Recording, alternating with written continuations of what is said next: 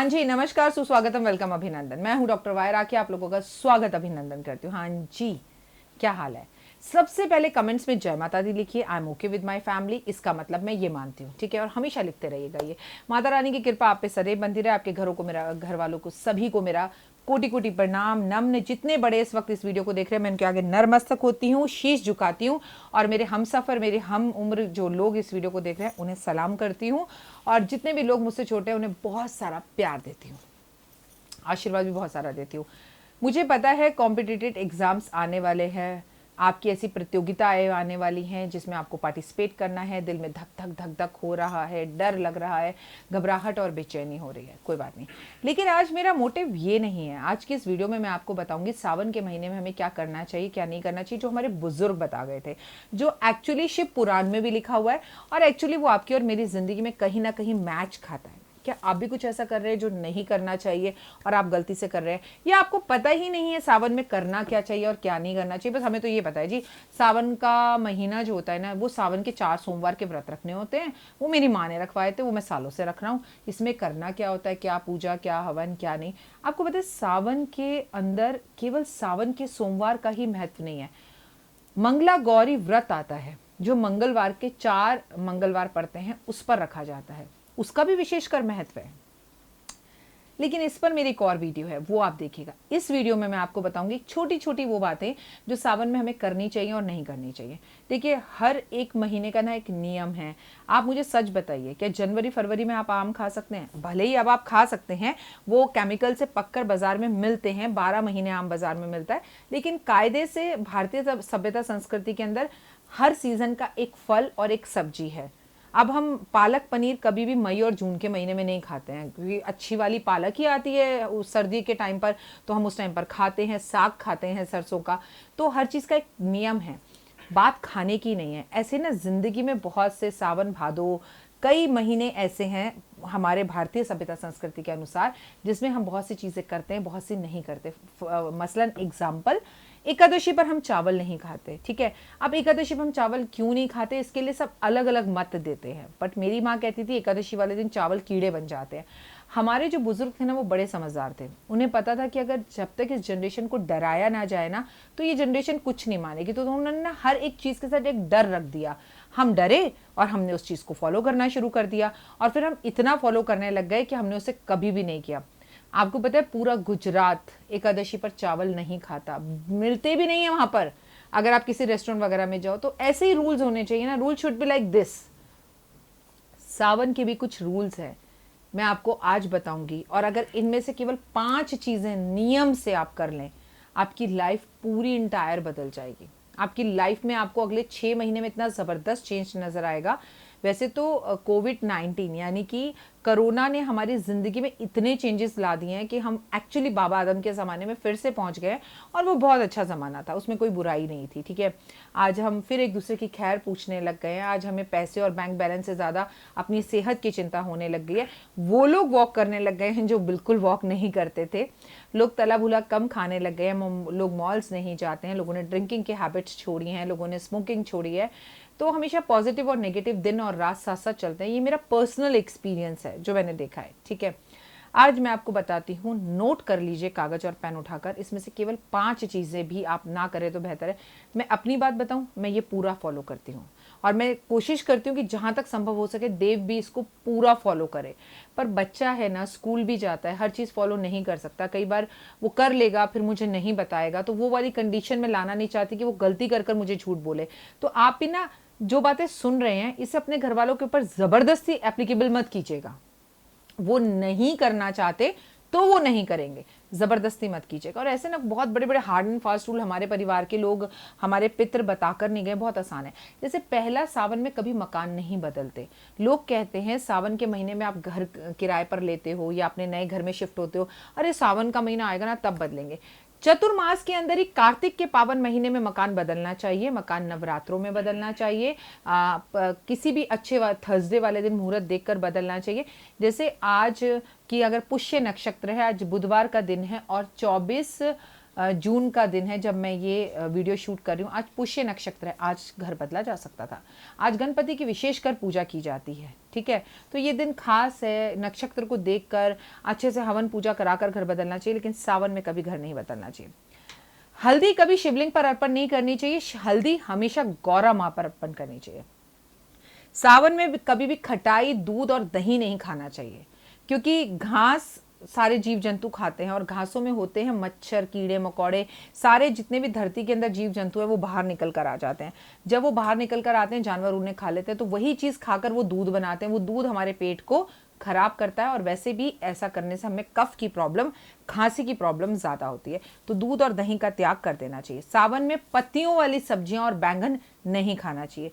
सावन में कभी भी ज़मीन खुदाई नहीं करवानी चाहिए, खोदना नहीं चाहिए कि भाई हमारे घर की नींव डलनी है, भाई तू ज़मीन को खुदाई कर दे, खोदना शुरू कर, इसमें हम नींव डालेंगे। तो इससे बहुत पाप चढ़ता है, क्योंकि सावन में सारे जीव जंतु नीचे की परतों को छोड़कर जमीन के ऊपर आ जाते हैं। कई बार तो आप मिट्टी हल्की से हटाओगे तो उसमें से केचुए, चींटियां, गिरगिट, सांप, ये सब निकलना शुरू कर देंगे। तो आप जब ऐसे में फावड़ा उस पर मारोगे तो होगा क्या, उन जीव जंतुओं की मृत्यु हो जाएगी और आपको उसका बहुत बुरा जो है ना अंजाम भुगतना पड़ेगा।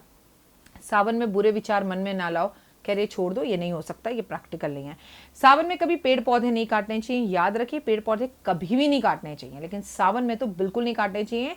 और सावन में गुरु, माता पिता, ज्ञानी लोगों के का कभी भी अपमान नहीं करना चाहिए। इज्जत करो ना करो, बिल्कुल मत करो, वो आपकी इच्छा, लेकिन अपमान ना करो। सावन में उधार पैसे नहीं देने चाहिए, वो सावन में उधार पैसे लेने भी नहीं चाहिए। सावन में नॉनवेज नहीं खाना चाहिए। अगर आप पूरे सावन व्रत नहीं रख रहे तो कोई बात नहीं, लेकिन आपको सावन के महीने में शारीरिक संबंध स्थापित नहीं करने चाहिए, यानी कि रोमांटिक मूड में नहीं आना चाहिए, संभोग नहीं करना चाहिए। सावन में बैंगन खाने से बचना चाहिए। सावन में लहसुन प्याज आदि भी खाने से बचना चाहिए। सावन में शराब पीने से भी बचना चाहिए। किसी की भी नौकरी छुड़वाने में आपका हाथ कभी भी नहीं होना चाहिए, लेकिन कम से कम वो सावन का पावन महीना तो बिल्कुल नहीं होना चाहिए। बच्चों को सावन के महीने में बाल बहुत ज़्यादा नहीं काटने चाहिए। कोशिश करनी चाहिए कि या तो सावन के महीने से पहले कटवा ले या बाद में कटवा ले। और हमेशा ये याद रखना चाहिए कि जैसे लोग कहते हैं कि हमें ना ये बेबी नहीं चाहिए और हमें मिसकैरेज हो जाए कोई बात नहीं, लेकिन जैसे लोग कहते हैं कि ये हमें 2 बच्चे हो गए, तीसरा बच्चा हमें नहीं चाहिए। तो सावन के पावन महीने में किसी को जन्म दे सके ना दे सके, लेकिन आपको अबॉर्शन नहीं कराना चाहिए। लेकिन मेडिकल कंडीशंस बहुत ज़्यादा ख़राब हों तो इनका वहम भी नहीं करना चाहिए। सावन के महीने में कभी किसी का मजाक नहीं उड़ाना चाहिए, क्योंकि इमीडिएटली रिजल्ट्स मिलते हैं सावन के। सावन के महीने में आपको कभी भी ऑपरेशन वगैरह नहीं कराना चाहिए। ये तो हमारे बड़े बुजुर्ग बोलते थे, बारिशों में ऑपरेशन मत कराओ, पस पड़ जाएगी, ये अच्छा नहीं होता, या तो बाद में कराओ या पहले कराओ। लेकिन देखिए, मेडिकल कंडीशन ये ऐसी कि सावन में किसी को बच्चा होना है पेट काट कर, तो वो होगा ही होगा।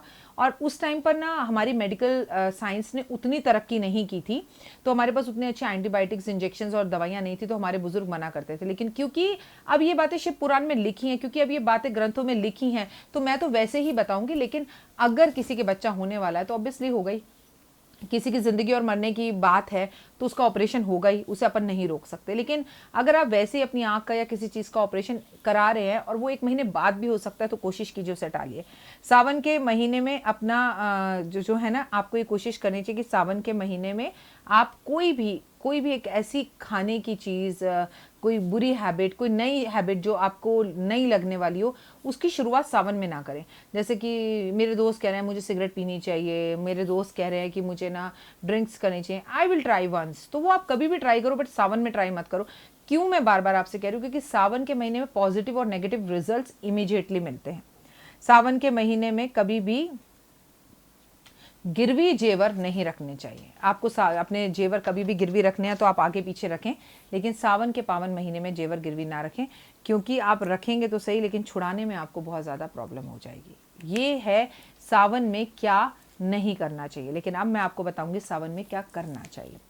सावन में दान करना चाहिए, सावन में व्रत रखना चाहिए, सावन में पूजा करनी चाहिए, रुद्राभिषेक करना चाहिए, रुद्राक्ष पहनना चाहिए, रुद्राक्ष दान करना चाहिए, मंदिरों के दर्शन करने चाहिए, तीर्थ यात्रा करनी चाहिए। खीर बांटनी चाहिए, पेड़ पौधे लगाने चाहिए, गंगा जल से स्नान करना चाहिए।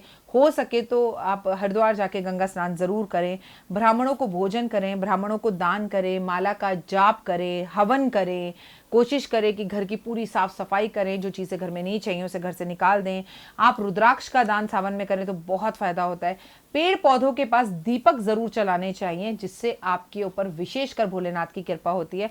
पीपल के पेड़ की आप नॉर्मली पूजा करते हैं किसी उपाय के लिए तो वो काम पूरा होता है, लेकिन अगर वही उपाय आप सावन के महीने में करते हैं तो चुटकी बजाकर वो काम पूरा होता है। अपनों से माफी सावन में तुरंत मांग लेनी चाहिए। कोई दोस्त अगर आपके प्रति गलत काम कर चुका है तो सावन में उसे माफी दे देनी चाहिए। परिवारों को जोड़ने का काम करना चाहिए, तोड़ने का काम नहीं करना चाहिए। घर में हवन जरूर कराना चाहिए। सावन में अपनी बेटी के घर में भोजन, खाना, गहने, कपड़े जरूर भिजवाने चाहिए।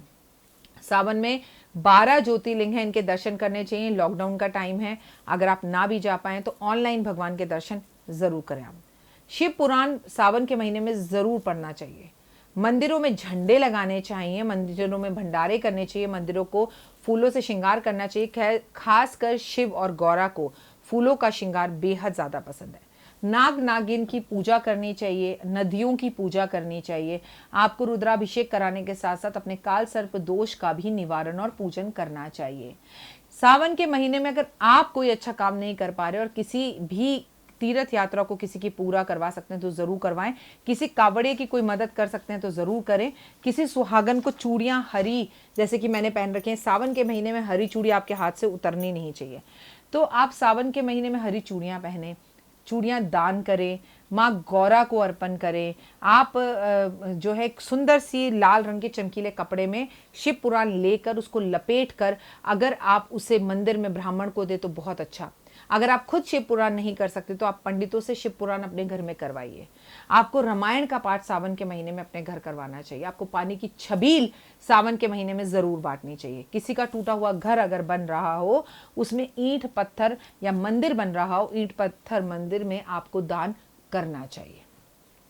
सावन में यूं तो माहौल और चीज़ें ऐसी होती हैं कि ये संभव नहीं हो पाता, जैसे कि अभी जो माहौल चल रहा है उसमें संभव नहीं हो सकता, लेकिन अगर किसी की बेटी की शादी हो रही हो तो वहाँ जाकर कन्यादान करना चाहिए।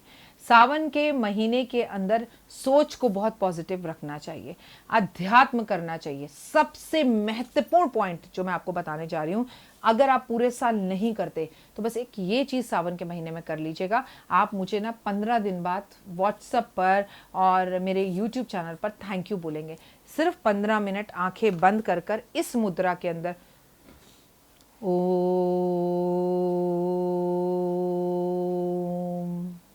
सिर्फ मेडिटेशन। और ये आप छत पर, बालकनी में, ओ माय गॉड, मैं सिर्फ जस्ट मैंने कितने सेकंड लिए होंगे और देखिए मेरे रोंगटे खड़े होने शुरू हो गए। और अभी सावन का महीना भी नहीं है। अगर आप ओम का उच्चारण बहुत जोर से, जितना लंबा ओम खींच सकते हैं उतनी जोर से खींचिए। आपके फेफड़ों में कोई भी बीमारी हो, आपको अस्थमा की बीमारी हो, आपको ऐसा निजात मिलेगा।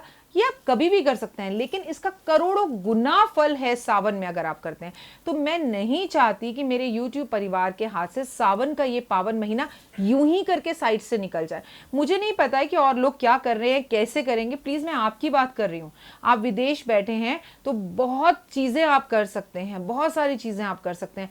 ओम नमः शिवाय का जाप बहुत उत्तम है। एकाक्षरी मंत्र का जाप जिसमें से आपको ओम हटा देना है, नमः शिवाय नमः शिवाय नमः शिवाय, इसे कीजिए। रुद्राक्ष खरीदिए, अपने घर की तिजोरी में रखिए। रुद्राक्ष खरीदिए, खुद पहनिए और त्याग कीजिए। आप मुझसे जानना चाहते हैं कि राखी जी त्याग से होगा क्या, तो चलो इस बार सावन में त्याग कर कर देख लेते हैं। यहां से जिंदगी यहां पहुंच जाएगी। आई स्वेयर बोल रही हूँ।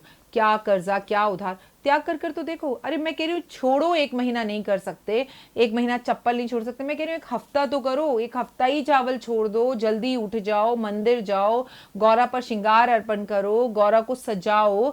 हर औरत को सजने संवरने का शौक होता है। किस दिन मेहंदी दियाओ, किस दिन बिंदी दियाओ, किस दिन कुमकुम दियाओ, किस दिन काजल दियाओ।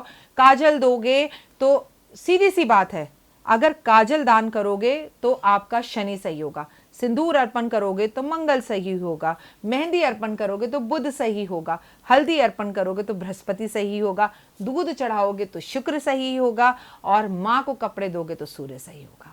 बताओ अब क्या नहीं कर सकते, हम कर सकते हैं ना। बाहर इस वक्त बहुत तेज बारिश हो रही है, मन कर रहा है बाहर जाकर शूट करूं। अगला शूट मैं बाहर जाकर करूंगी। फिलहाल आप मुझे दीजिए इजाजत, आगे भी वीडियोस देखते रहिएगा, अपना और अपनों का ध्यान रखिएगा। जय माता दी।